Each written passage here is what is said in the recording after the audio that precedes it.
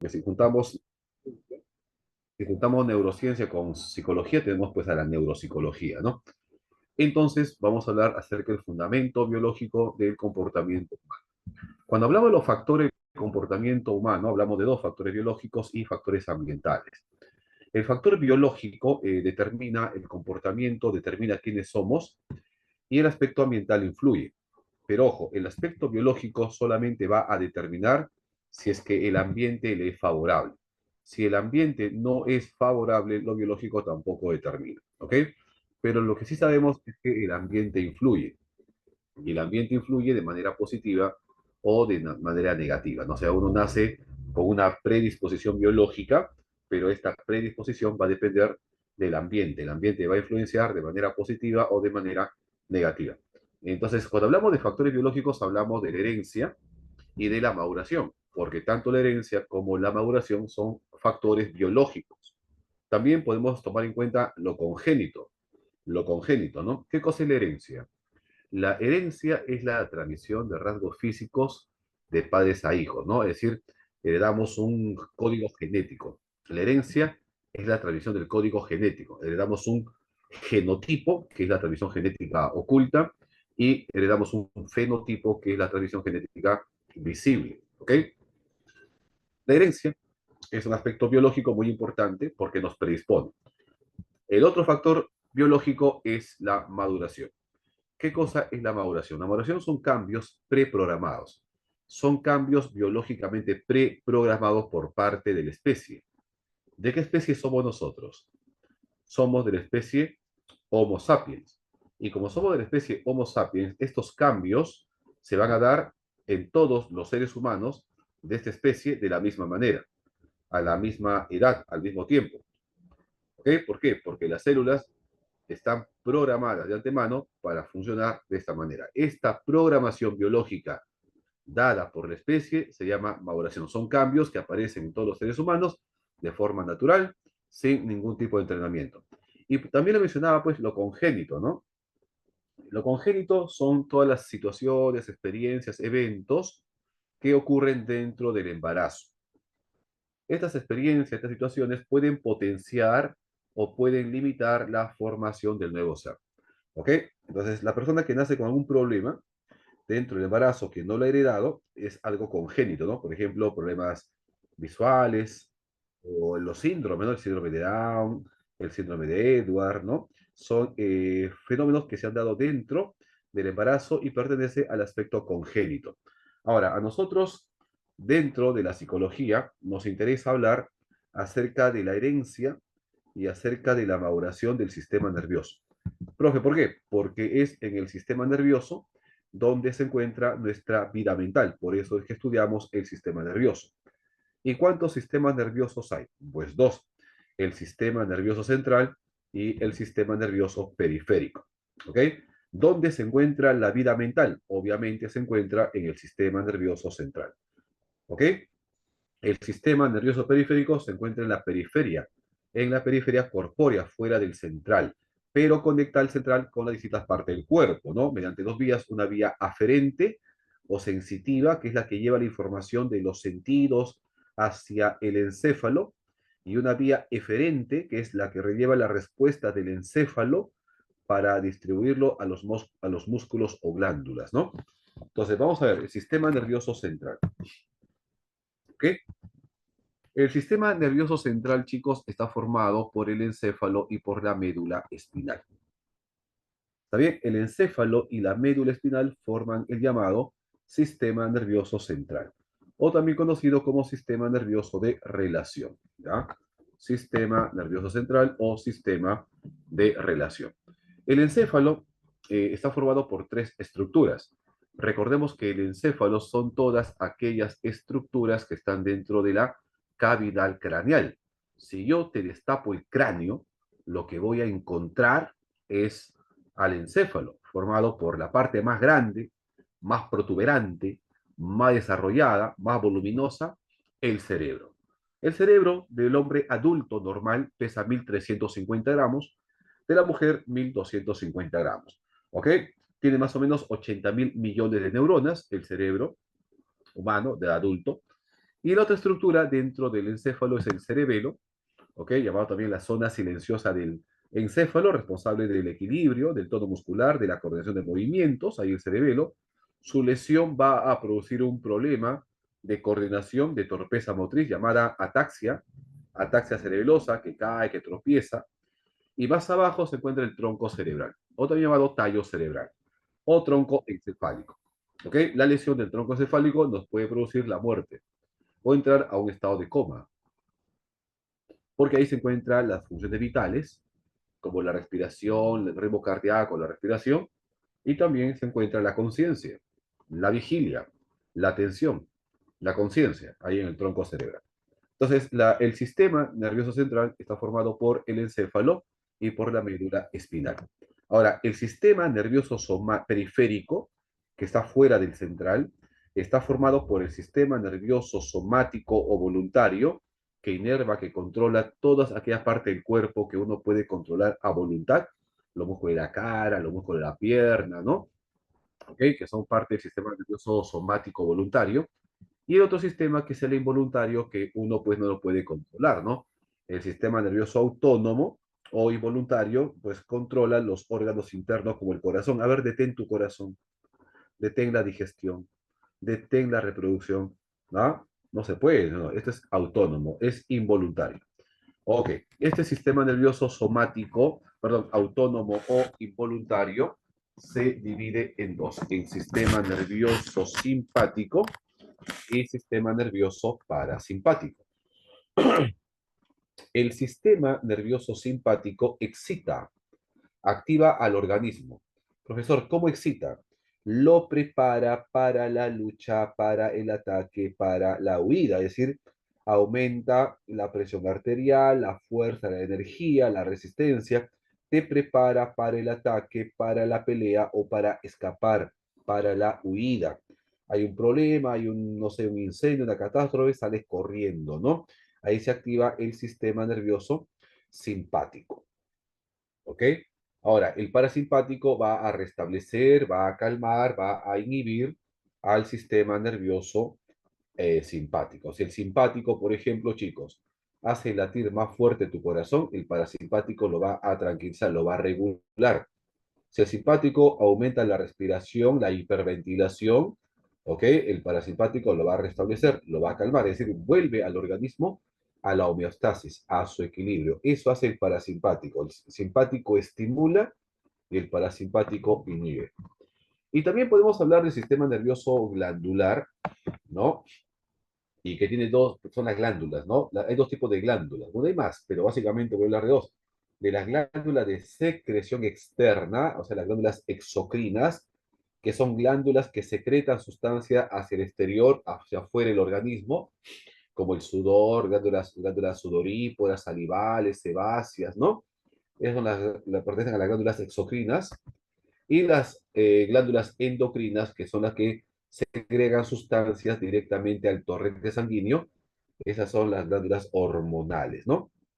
Entre ellas tenemos, por ejemplo, la glándula hipófisis o glándula maestra o rectora, tenemos a la tiroides, a la paratiroides, tenemos al timo, tenemos a las glándulas suprarrenales, al páncreas y a las gónadas, ¿no? Que son justamente parte del sistema nervioso endocrino, ¿no? Estos son, chicos, de manera así general, el sistema nervioso. Profesor, ¿dónde nos vamos a centrar en la clase de psicología? Bueno, en el conocimiento del sistema nervioso central, ¿ya? Pero antes de hablar de central, primero mencionamos al toque así rápido el sistema nervioso parasimpático, perdón, el autónomo, ¿no? El sistema nervioso autónomo, chicos, se divide en dos. Recordemos que el autónomo es el involuntario. Se divide en dos.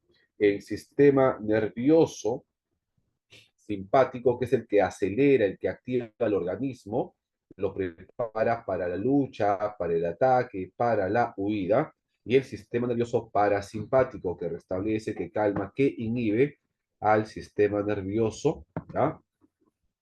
Este, lo inhibe, la función del sistema nervioso simpático. Por ejemplo, el que está de azul es el parasimpático que calma, que relaja, que restablece, y el rojo es el simpático que activa, que acelera.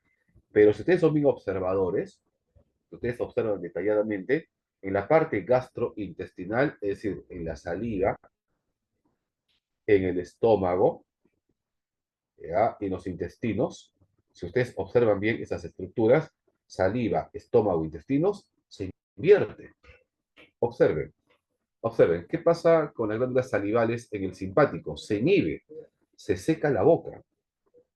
¿Qué pasa con el sistema parasimpático, la saliva? Se produce mayor presión de la saliva, es decir, se invierte la parte gástrica. Fíjate en el estómago, ¿qué pasa? Se inhibe también. Claro, también se inhibe, ¿no? ¿Y qué pasa en la parte gastrointestinal? Perdón, este intestino. También, ¿no? ¿Sí o no? Claro, entonces quiere decir que la parte gastrointestinal se van a invertir. El simpático va a inhibir y el parasimpático va a estimular. Profe, ¿por qué habla usted del autónomo? Ah, porque el autónomo tiene que ver, pues, justamente con la expresión emocional. Las emociones siempre repercuten de manera corporal. O sea, las emociones activan al sistema nervioso autónomo, simpático y parasimpático. ¿Está bien?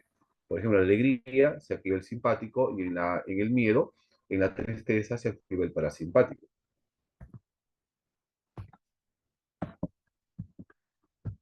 Ahora, chicos, todo el trabajo del sistema nervioso, tanto central como periférico, lo realiza esta célula. Esta célula especializada llamada neurona, o también conocida como célula nerviosa o neurita o neurón. ¿Ok? O más conocida como neurona, célula nerviosa, ¿no? Estas son las partes de la neurona, la dendrita. Por la dendrita, chicos, ingresa el mensaje.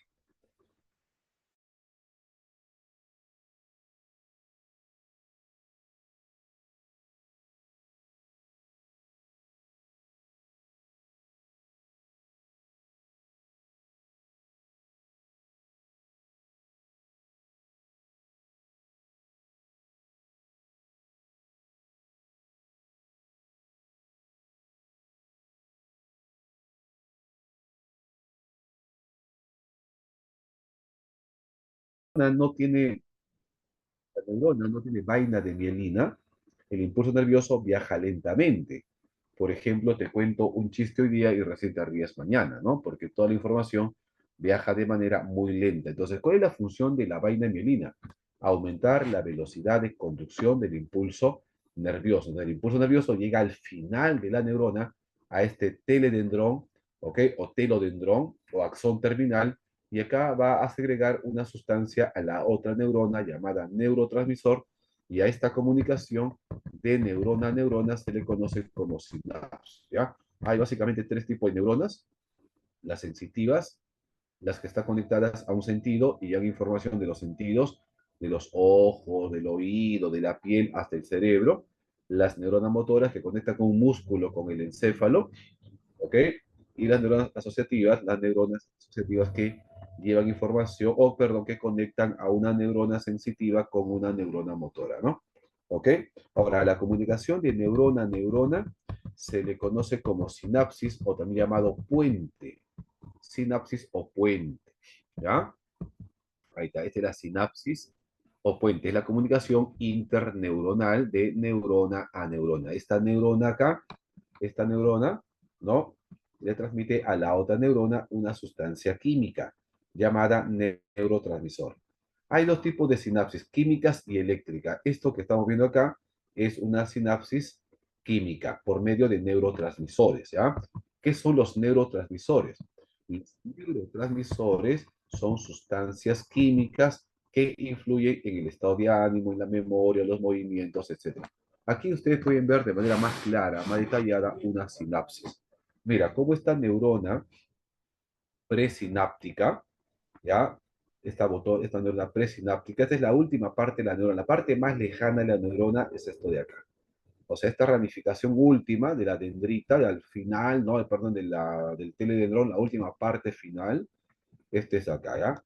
Esto es el botón terminal. Dentro del botón terminal, si ustedes se dan cuenta, hay otras bolsitas, ¿no? Otras bolsitas. Y dentro de estas bolsitas hay otras bolitas, unas sustancias químicas llamadas neurotransmisores.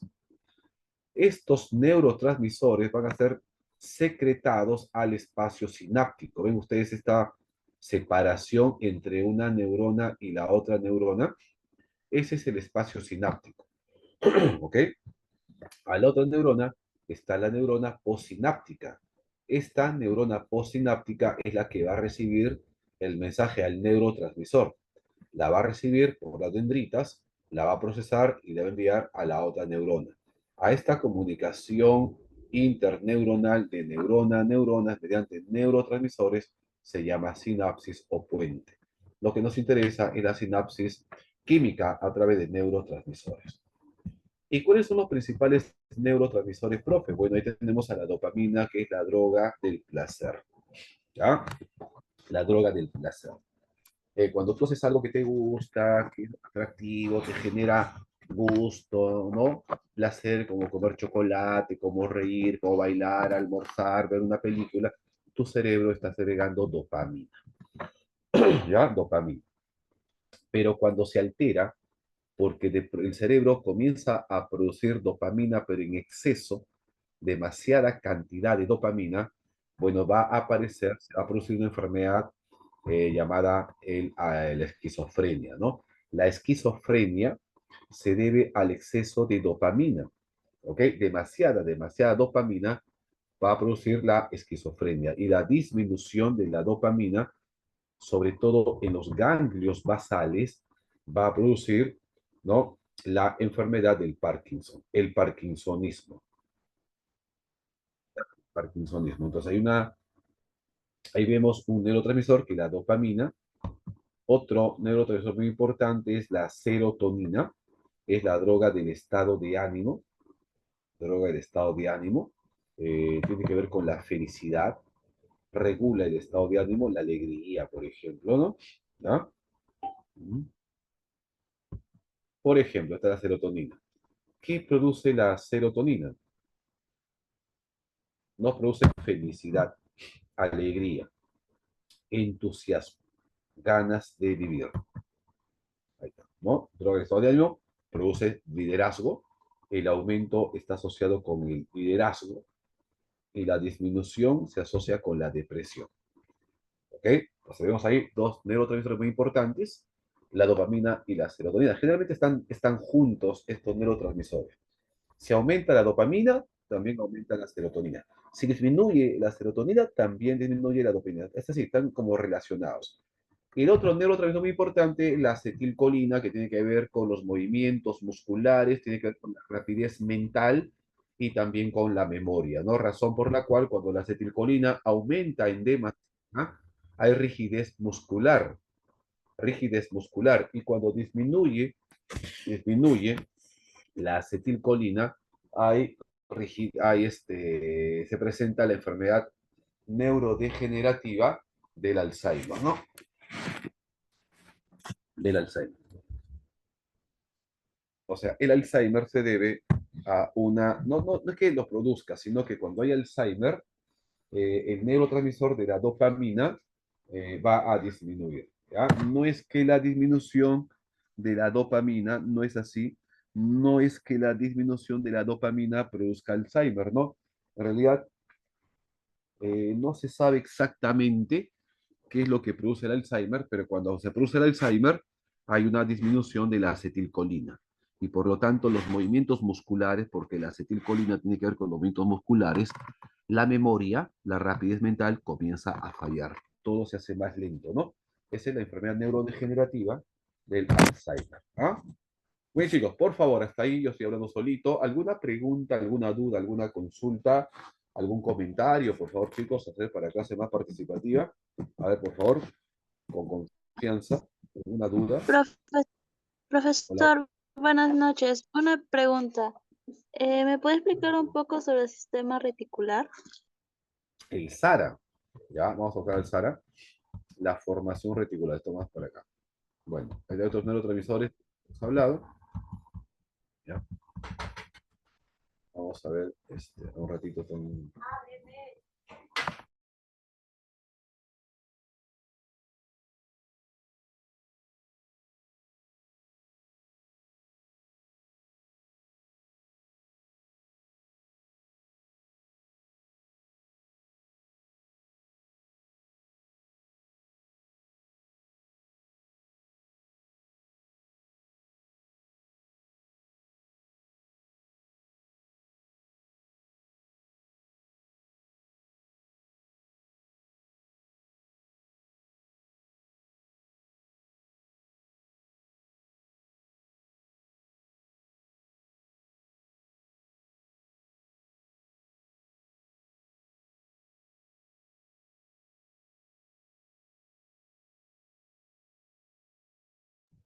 Listo, chicos, disculpen la interrupción.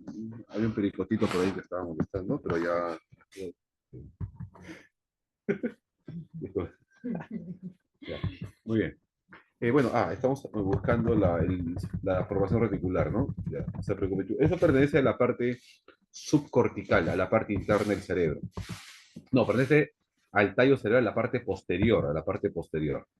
¿Ya? En la parte ya casi llegando ya a la médula espinal, ¿no? Adelante del cerebelo y encima de la médula espinal está el tronco cerebral y dentro del tronco cerebral se encuentra pues la formación reticular, ¿no? El SARA. ¿Ven? Ahí está el tronco cerebral. Ahí está, Catherine. Tronco cerebral. En el tronco cerebral, ustedes saben, hay tres estructuras. Una parte superior llamada mesencéfalo. El mesencéfalo tiene que ver pues con el estado de alerta. Por ejemplo, ¿cómo caminas tú por Lima? Caminas así rápido, atento, no te vayan de repente a robar, el carro te vaya a quitar, o vaya a caer un ladrillo de la construcción de los edificios, caminas así, recontra atenta, alerta, ¿no? Por ejemplo, plipi, el claxon y volteas automáticamente, giras automáticamente la cabeza y el tronco, reaccionando frente a ese sonido. ¿No? Explota un globo, de repente una llanta y automáticamente respondes, volteas, giras el tronco, giras la cabeza. Ese movimiento rápido que has hecho como un estado de alerta, que estás a la expectativa de algo, eso se debe al mesencéfalo. ¿Ok? Es la parte superior del tronco cerebral. Ahí. Ahora, en la parte media se encuentra la famosa protuberancia anular, o también llamado puente de Barolio. El puente de Barolio, el puente de Barolio es una estructura donde se encuentra neuronas que tienen el axón corto, pequeño, pero que van a formar una red neuronal que sube y que baja. La red neuronal que sube se llama sistema activador reticular ascendente o también llamado superior o mesencefálico. ¿Ok? Repito, las neuronas, el sistema activador que sube es el sistema reticular superior o mesencefálico, o también conocido como SARA, ¿ya? Sistema activador reticular ascendente. ¿Qué hace el SARA? Te despierta. Tiene que ver con la activación cortical, con la lucidez, con el estado de atención, con la vigilia, ¿ok? Con la función aurosal. Ahora, hay otras redes neuronales que bajan. Es el sistema activador reticular descendente o bulbar, o SAR, ¿no? O bulbar. Tiene que ver con el sueño, es la que te desconecta, la que nos hace dormir. Eso se encuentra en el tronco medio, en la protuberancia o puente de Barolio. En la parte inferior está el bulbo raquídeo, responsable de las funciones vitales vegetativas. ¿Cuáles son las funciones vitales vegetativas? A ver, chicos, ¿cuáles son las funciones vitales vegetativas?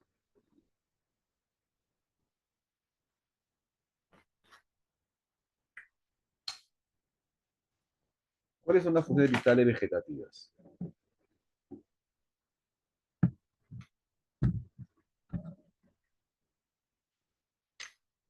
¿Cómo así, profesor? ¿Cuáles son las funciones vitales? Las que nos mantienen, las que nos dan vida. Puede ser ¿Respirar? claro, la respiración, Comer. la digestión, claro. Las funciones vitales están en el bulbo raquídeo. Digestión, circulación, respiración, ¿no? Ya, eso se encuentra en el bulbo raquídeo. ¿Ustedes se acuerdan de Pedro Suárez Vértiz? Ya, Sí, pero claro, él murió de una parálisis bulbar. El bulbo raquídeo se le paralizó y entonces murió por paro cardiorrespiratorio. ¿Ok? Ahí está, bulbo raquídeo. Ahí está, ¿no?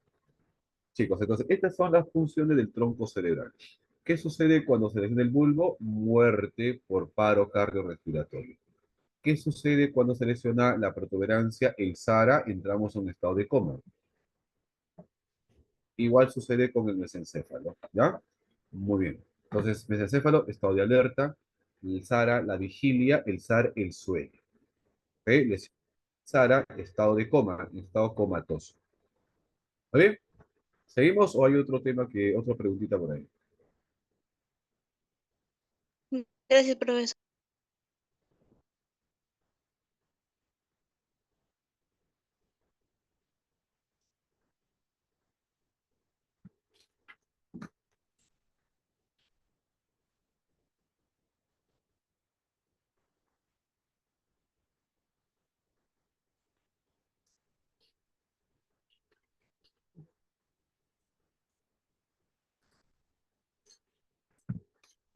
Ah, si falla el mesencéfalo, produce letargo. Letargo. Letargo, lentitud para reaccionar, ¿no? Así.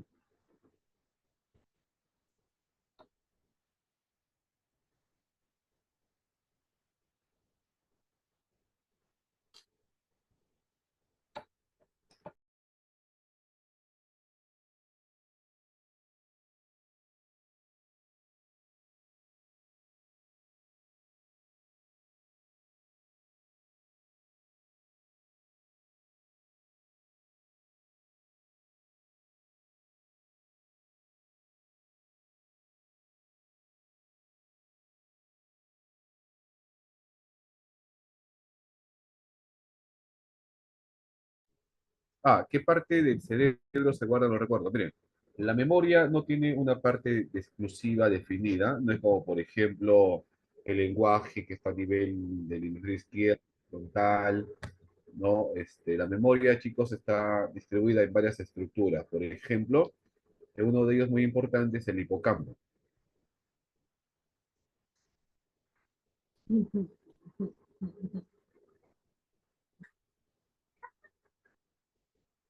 El hipocampo, ¿no? ¿Dónde se encuentra el hipocampo? En el sistema límbico. En el sistema límbico. Ahí está. El hipocampo es un sistema de varias estructuras, ¿ah? Recuerden, ¿no? Mírenme. Ahí se encuentra, por ejemplo, ¿dónde está? El hipocampo, memoria. ¿Qué hace el hipocampo? Consolida la memoria. ¿Qué cosa es la consolidación de la memoria? Es la que se encarga de transmitir, de transferir, perdón, la información de la memoria de corto plazo hacia la memoria de largo plazo. ¿Ok? ¿Qué más hace? Ah, por ejemplo, ahí se encuentra, ven ustedes el giro del cíngulo, giro cingulado. ¿Ven ustedes el giro cingulado? El giro cingulado, chicos, tiene que ver con la comprensión de las emociones ajenas. Por ejemplo, yo entiendo que tu cara te ha cambiado, que estás molesta, que estás resentido, ¿no? Gracias a mi giro cingulado. Ya te cambió la cara, ya estás resentida, ya. Ese entendimiento, esa emoción, lo hace el giro cingulado. ¿Me cuentas? Entiende las emociones ajenas. Creo que le caigo mal, me ha mirado grueso, ya. Eso lo hace el giro cingulado. ¿Qué hace el septo o septum o área septal? Es la zona del placer, ¿no? Es la zona del orgasmo, del placer sexual, el septo. ¿Me cuenta? Entonces hay varias estructuras porque el sistema límbico, chicos, se encarga de las emociones, de la memoria y del aprendizaje. Por ejemplo, la amígdala es el centro de las emociones, sobre todo del miedo. ¿Qué produce la amígdala? Memoria emocional, llamada memoria implícita, produce las emociones básicas, o sea, innatas, como el miedo, la alegría, la ira, ¿no? Están en la amígdala. Una lesión en la amígdala produce una agresividad muy violenta. Una lesión en el septo produce agresividad y ausencia de placer. Una lesión del hipocampo produce amnesia anterógrada, o sea, todo lo que experimentas lo vas olvidando, ¿ok? Puede ser placer en general, pero sobre todo se asocia al orgasmo, ¿no? El septo. Sí, tiene que ver con el placer en general, pero se asocia al placer sobre todo sexual. Del orgasmo, porque hoy hay otra estructura que tiene que ver con el placer, que es el núcleo accumbens. El núcleo accumbens, que se encuentra en el área tegmental ventral, ya que es parte ya de la recompensa, la parte de la recompensa, se llama, ¿no? El área de la recompensa.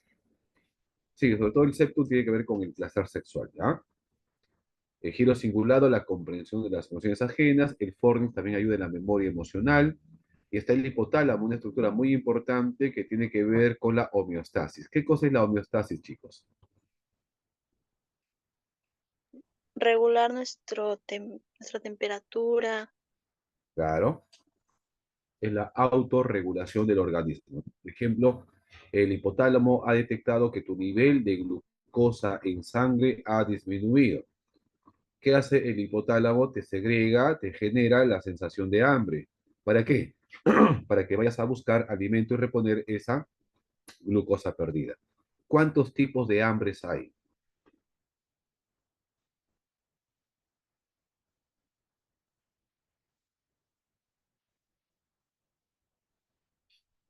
¿Cuántos tipos de hambre hay? Tres tipos de hambres, ¿no? De hambre. Bueno, el hambre se puede producir, chicos, porque hay un hambre glucostático, disminuye la glucosa. Hay un hambre lipostático, disminuye el nivel de grasa, puede producir, ¿no? Hambre, o también por niveles de repente periféricos, ¿no? Suena la olla o esta comida también te puede. ¿Ok? Ya, entonces el hipotálamo regula, como su compañera decía, la temperatura, regula el ritmo circadiano. ¿Qué es el ritmo circadiano? Es la relación entre la oscuridad y la luz y la oscuridad.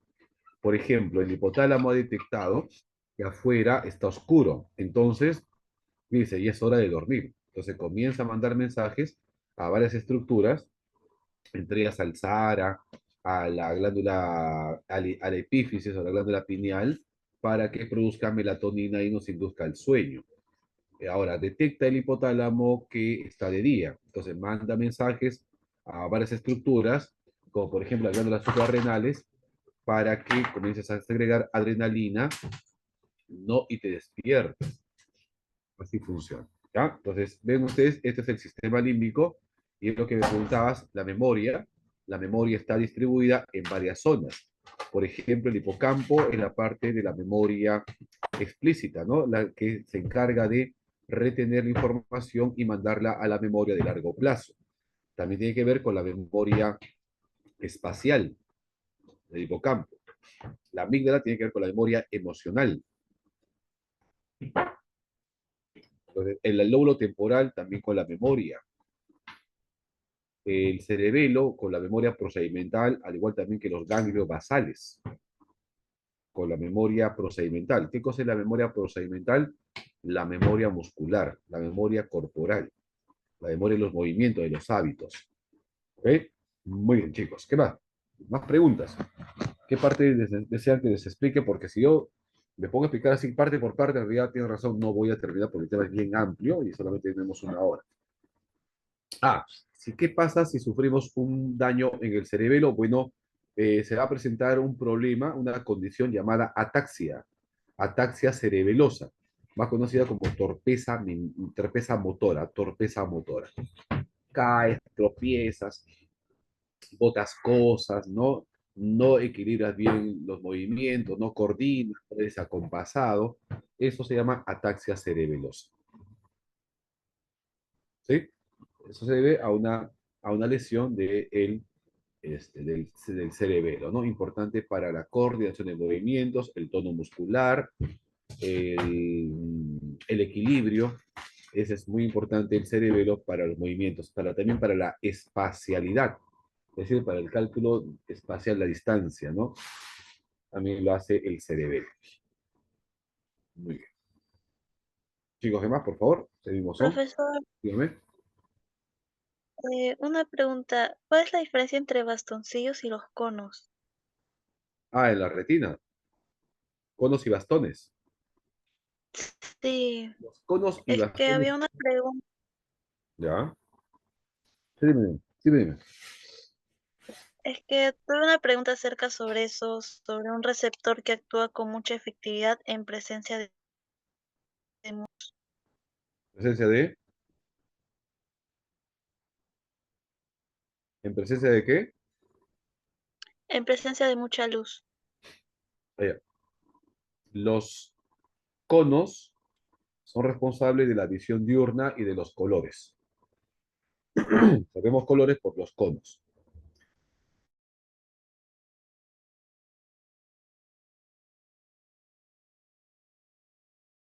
Fuxita, dice al hombre, ¿no? Te enamoras, dice, pásame el fuxita. Fuxita, fuxita. ¿Qué color? No se ve el color, ¿no? Porque el hombre no puede diferenciar muy bien la tonalidad. ¿Se dan cuenta? Entonces, los conos son los responsables de la visión diurna y de los colores. Los bastones de la visión nocturna y del blanco y el negro. Además también que los varones tenemos una visión en túnel, una visión así, ¿no? Porque los hombres hemos sido cazadores. El hombre primitivo ha sido cazador, entonces para poder cazar tenía que tener una visión que le permitiera enfocar en un punto exacto al animal para cazarlo. En tanto que la mujer primitiva se quedaba en la casa, se quedaba cuidando a los hijos y se quedaba cuidando a los animales. Y para poder cuidar tenía que tener una visión panorámica, para ver todo, ¿no? Así. Por eso que la mujer, su visión periférica es bien amplia y la mujer ve mejor. Mamá, ¿dónde están mis medias? ¿Dónde dejé esto y lo otro? No lo veo. Acá está. El esposo, amor, ¿y dónde está la mantequilla? Está lo de los huevos. ¿Y los huevos? Ahí está. Ah, no veo. Acá está. Claro, se cuenta. Porque el hombre ve así. En túnel la mujer ve en amplitud, ¿no? Entonces los conos son responsables de la visión diurna y de los colores, y los bastones son responsables de la visión nocturna y del blanco y el negro, ¿no? Así es, así funciona. Ok, profesor, gracias. Ya, ok.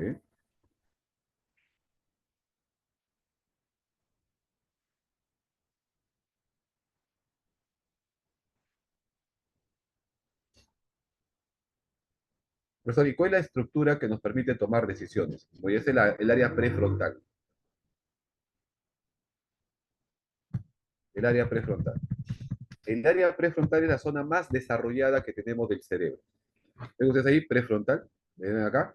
Esta es la parte prefrontal. Es la zona más evolucionada del cerebro humano. Ahí se encuentra el psiquismo superior. Ahí se encuentra la toma de decisiones. Se encuentra el área ejecutiva, ¿no? Que es la que se encarga de hacer cosas en base a una meta. Está la solución de problemas. Acá se encuentra la memoria operativa. Se encuentra el juicio, la personalidad. Se encuentra la vergüenza, la ética, la conducta apropiada al contexto. Eso se encuentra acá en la parte prefrontal. ¿Ya? Entonces tomamos decisiones con el área prefrontal. El área prefrontal tiene tres estructuras. Tres estructuras. ¿Ya? Acá está. La corteza dorsolateral, la corteza orbitofrontal y ahí está, ¿no? Miren. Ahí no. Área de Exner, acá está, área de Broca. Ahí está, miren ustedes. Dorso lateral, ya, rostro lateral, o también llamada ventromedial, órbito frontal. ¿Tá? Ahí está, esta es la parte de la prefrontal. Con esta parte tomamos decisiones, evaluamos, juzgamos nuestros actos, sentimos vergüenza, sentimos pudor, ¿no? Juzgamos, criticamos, evaluamos, tomamos decisiones, controlamos las emociones, ¿ah? Tomamos decisiones.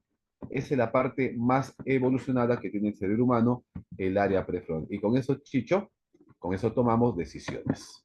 ¿Ah? Muy bien, muy buena pregunta. Más chicos, ¿qué más? Vamos más, vamos más. Siga, profe, siga.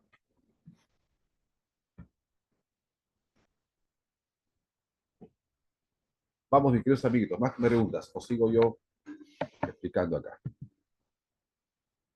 El sistema nervioso periférico, ya autónomo y somático, ¿no? Tiene que ver con la expresión de las emociones. El autónomo, sobre todo, ¿sí? El autónomo tiene que ver con la expresión de las emociones. Es la que se encarga, ya, por ejemplo, tienes una emoción y tus órganos responden, ¿no? Que son las manos. Tu corazón late fuertemente. Ya, ese es el sistema nervioso autónomo. Te explicaba, o sea, al principio, ¿no? ¿Se acuerdan? Entonces, el autónomo es como que conecta al central con las distintas partes del cuerpo, ¿no? El sistema nervioso periférico tiene dos vías, una vía aferente que lleva la información y una vía eferente que lleva las respuestas.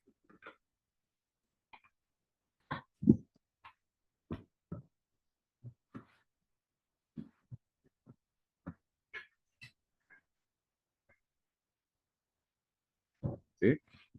El simpático, como se puede ver acá en la imagen, generalmente es la que se encarga de activar el cuerpo, ¿no? Lo prepara para emergencias, para la huida, para el ataque. Un terremoto, un temblor, sales corriendo. ¿Quién se activa? el sistema nervioso simpático, te da más fuerza, más energía.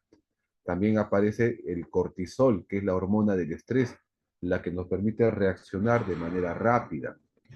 ¿Te cuenta? Después, con el peligro ya pasado, entra en juego el sistema nervioso parasimpático. ¿Para qué? Para calmar, para restablecerlo, porque no podemos estar recontra hiperactivados, recontra excitados, no, el organismo colapsaría y moriríamos de tanta estrés, nos enfermaríamos de una enfermedad psicosomática. Entonces, después de la emoción, cuando ya pasó el peligro y estamos en buen recaudo, ¿no? Interviene el parasimpático para restablecer, para calmar. Si ustedes se dan cuenta, son bien visuales, pues se van a dar cuenta que tienen funciones antagónicas. Si uno inhibe, el otro excita. Si uno excita, el otro inhibe. Siempre estamos así, tratando de que el organismo entre en un equilibrio, ¿no?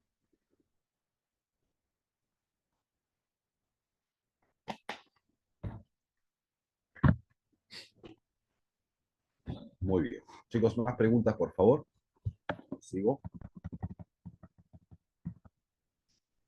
El agotamiento de dopamina, pues no se puede agotar la dopamina porque la dopamina tiene que ver con la memoria también, tiene que ver también con el movimiento muscular. Por ejemplo, la dopamina hace que movamos los músculos. Hay mucha dopamina en los ganglios basales.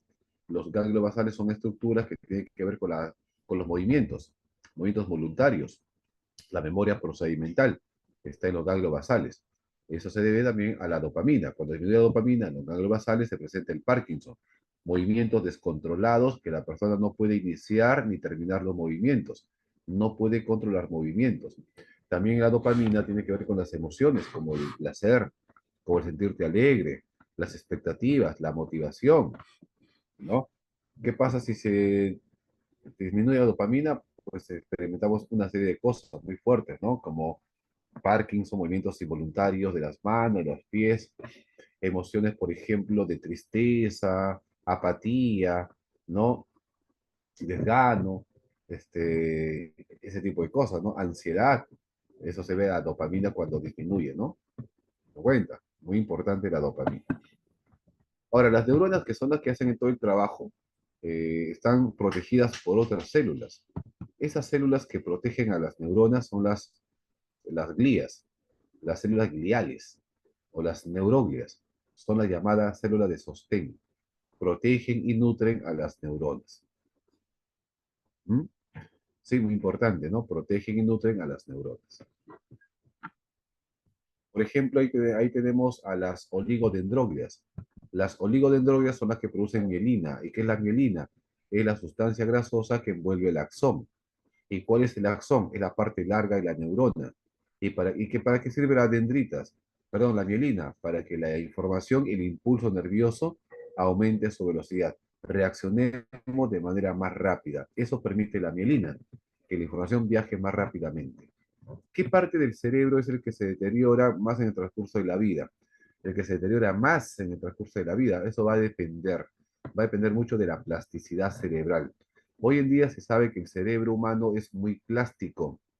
Las mujeres tienen mayor plasticidad cerebral que los varones y los niños, los infantes, tienen mayor plasticidad cerebral que los adultos. La plasticidad es la capacidad de poder regenerarse, reconstruirse. El cerebro, cuando se daña, se reconstruye. Mientras más joven, mientras más niño, mayor capacidad de regeneración del cerebro, se reconstruye de manera más rápida. Y la condición de viejo, el deterioro mental, depende mucho pues, de esa plasticidad cerebral. Hay cerebros más plásticos, ¿no? Que otros. Pero la parte que más se desgasta, dependiendo, ¿no? ¿Qué función, por ejemplo? ¿Qué función? ¿Ah?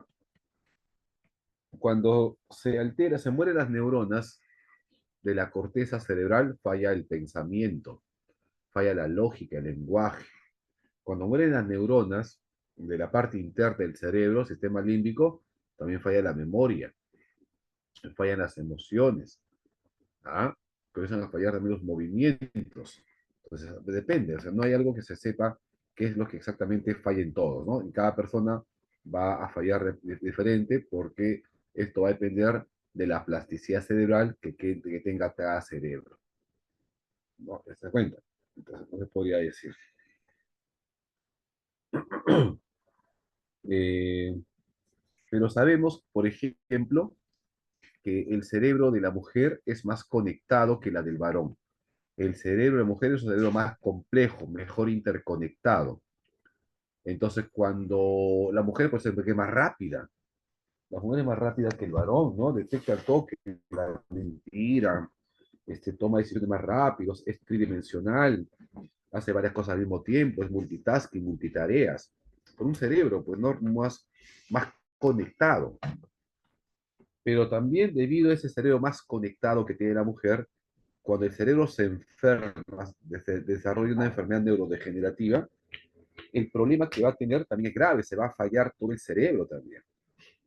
En cambio, con el cerebro del varón tiene menos interconexiones nerviosas, entonces el daño va a ser menos también. O sea, se va a afectar menos porque es menos interconectado. ¿Me dejo entender? ¿Sí? Sí, Ujú. profesor.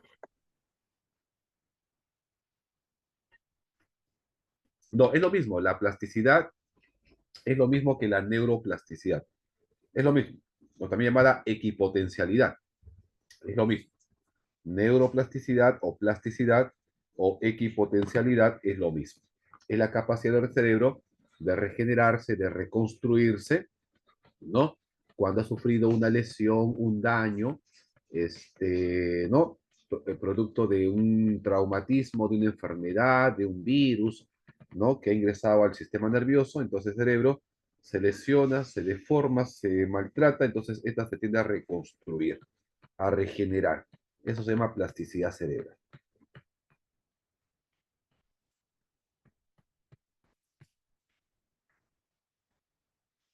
¿Sí? Muy bien. Entonces, aquí vemos la célula de sostén de las neuronas. O sea, las neuronas están protegidas. Por cada neurona hay 100 neuroglias. O sea que hay más neuroglias que neuronas. ¿Cuántas neuronas tiene el cerebro? 80.000 millones de neuronas. Antes se decía que eran 100.000. Hoy se sabe que es un poquito menos, pero igual es importante, ¿no? La cantidad, ¿sí? ¿Sí o no, chicos? Muy bien. Seguimos entonces.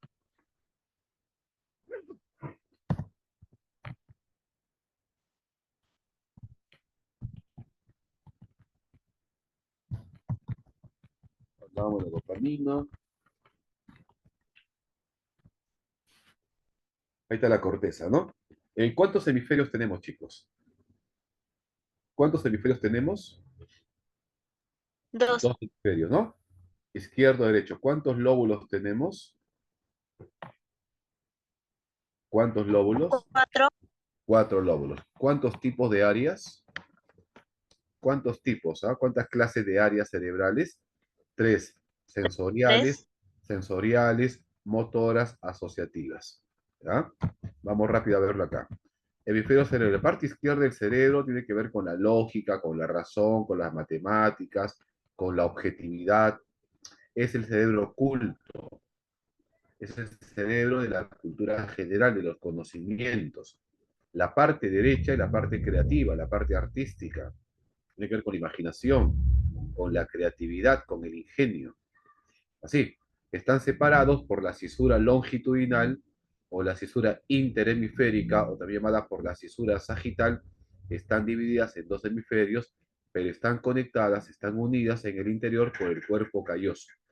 El cuerpo calloso es el puente interneuronal que une a los dos hemisferios haciendo un solo cerebro compacto. ¿Ok? De tal forma que todo lo que pasa en un hemisferio también se entera el otro. ¿Ok? Y dentro de los hemisferios hay lóbulos. El lóbulo frontal es la parte racional, la parte del lenguaje, la parte del movimiento. El movimiento, el lenguaje, la personalidad se encuentra en el lóbulo frontal. ¿Ok? El lenguaje está en la parte frontal, el movimiento está en la parte frontal, la personalidad está en la parte frontal. Te lesiona la parte frontal, se altera tu personalidad, desarrollas una parálisis, no te puedes mover porque el movimiento está en la parte frontal y también se altera el lenguaje. Pierdes el lenguaje, lo que se conoce como afasia, ¿no? El parietal tiene que ver con el tacto, tiene que ver con el tacto, tiene que ver con el gusto, tiene que ver con el dolor, con la temperatura, pero sobre todo la parte parietal se encarga de la percepción táctil, de la percepción espacial también. La parte temporal es la memoria. Claro, no se preocupe, le voy a enviar el PPT. La parte temporal está la memoria, está la audición, ya, memoria, audición, y la parte occipital es un lóbulo netamente visual, que se encarga del procesamiento visual, de la información de ambos lados de los ojos. Eso hace el lóbulo occipital. ¿Ya? Muy bien, chicos. Por favor, ¿alguna preguntita? Ahora, dentro de los lóbulos, pues hay áreas, ¿no? Por ejemplo, hay áreas sensoriales, áreas motoras y áreas asociativas. Las áreas sensoriales son las áreas visuales. En el lóbulo occipital está el área visual. El área auditiva, que procesa información de ambos lados de los oídos, se encuentra en el lóbulo temporal. El área olfativa también está en el lóbulo temporal. El área gustativa está en la parte parietal. El área táctil está en el lóbulo parietal. Son áreas sensoriales porque almacenan y procesan información de los sentidos. Ahora, las áreas motoras son áreas encargadas de los movimientos y posturas corporales. Las áreas motoras se encuentran en el lóbulo frontal, porque el lóbulo frontal se encarga del movimiento. Ahí se encuentra el área motora primaria, el área premotora y el área motora suplementaria. El área motora se encarga de los movimientos y posturas corporales. Y las áreas asociativas participan en las funciones mentales superiores, como por ejemplo el área de Broca, el área de Broca, el área de Wernicke, el área de Exner, el área de Dejerin, son áreas de lenguaje, ¿no? ¿De qué se encarga el área de Broca? De la articulación de las palabras, el lenguaje hablado. ¿Qué se produce cuando se lesiona el área de Broca? Una afasia expresiva, afasia motora, afasia de Broca de incapacidad para articular palabras conocidas, ¿no? El área de Broca es un área asociativa. El área de Wernicke es un área asociativa, es el área de la comprensión del lenguaje, ¿ok? Sobre todo el lenguaje oído hablado. Su lesión produce una afasia comprensiva o también lo que se conoce como afasia difluente. La afasia difluente es que la persona puede hablar, puede utilizar un lenguaje de manera elocuente, pero las palabras que usa son disparatadas, como una ensalada de palabras, que no hay una lógica al momento de hablar. Esa sería la disfasia difluente, que se debe a una lesión del área de Wernicke. Y la afasia comprensiva también, que se debe a la lesión del área de Wernicke cuando la persona no puede comprender lo que escucha. Otra área muy importante es el área de Dejerin, que es el área de la comprensión del lenguaje, o sea, el área de la lectura, más o menos estaría por la parte parietal occipital, ¿no? Y el área de Exner, que estaría por aquí, por la parte frontal, que se encarga, ¿ya? El área de Exner, que se encarga del movimiento de las manos, de la escritura. Ahí está, el área de Exner es el área de la escritura. Y esas son áreas de lenguaje, ¿ya? Áreas de lenguaje. Bueno, chicos, el tiempo nos abona, es un tema recontra, súper archi amplio, ¿ya? Entonces espero pues que con el PPT que le vaya a dar puedan revisarlo de la mejor manera, más tranquilos. Miren ustedes, acá están todas las áreas, ¿no? Y cualquier duda pues preguntar, ¿no? Preguntar al profesor y el profesor me va a poder mandar un mensaje y yo le respondo encantado, ¿ya? Muy bien. Recuerden que el cerebro se divide en dos estructuras, una parte externa que es la corteza y la parte interna que es la subcorteza. La corteza es la parte del pensamiento, de la razón, y la parte interna es la parte de las emociones. En la parte interna del cerebro está el sistema límbico. ¿Ok? ¿Ya? Así es. Claro, la base biológica viene. Base biológica se fija, base social es fija, memoria es fija, aprendizaje recontra super archi fija, y la teoría del desarrollo cognitivo de Jean Piaget también es fija, ¿no? Y desarrollo humano. Listo, chicos. ¿Alguna otra preguntita, por favor? ¿Alguna consulta?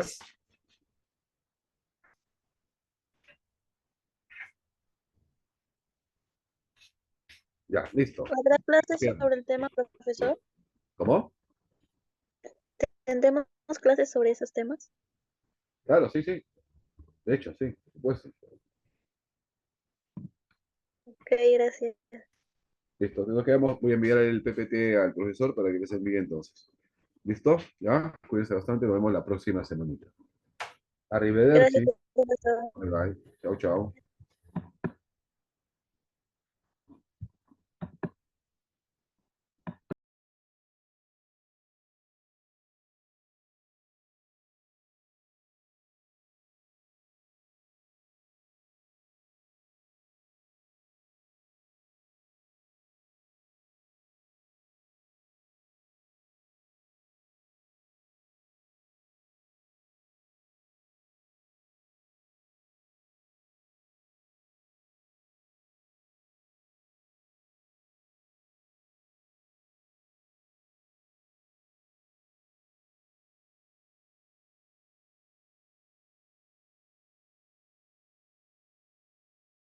¿Qué tal, muchachos? ¿Cómo están? Muy buenas noches.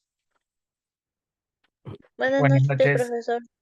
¿Qué tal, muchachos? ¿Cómo están? Muy buenas noches. Buenas noches con todos. ¿Qué tal? ¿Cómo están por ahí? Buenas noches.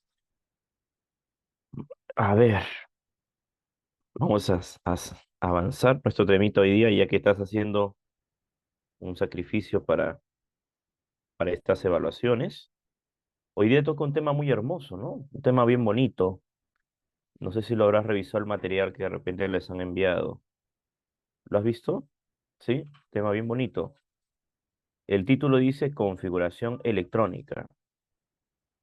Ya, pero la configuración electrónica va de la mano con los números cuánticos, ¿ya?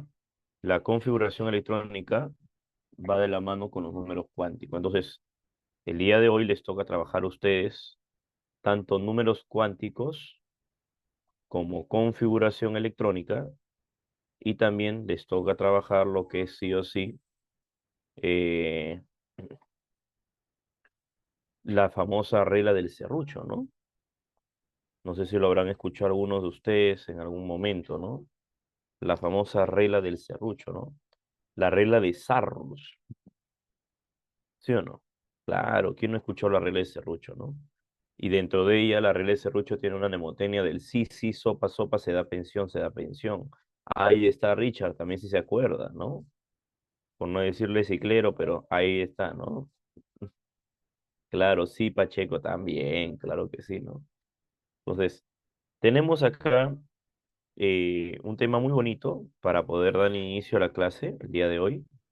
Entonces, vamos a empezar ahorita con nuestra teoría, ¿ya? La teoría más básica que necesitas conocer de los números cuánticos y de ahí abordamos un poco sobre configuración electrónica para que puedas tener una idea sobre el tema el día de hoy, ¿ya?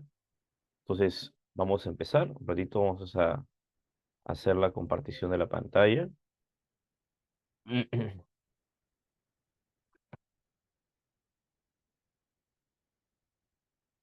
Ya está, ¿ya? Muy bien. Ahí lo tienes. Si me confirman todos que pueden visualizar mi pantalla, no tienen ninguna dificultad.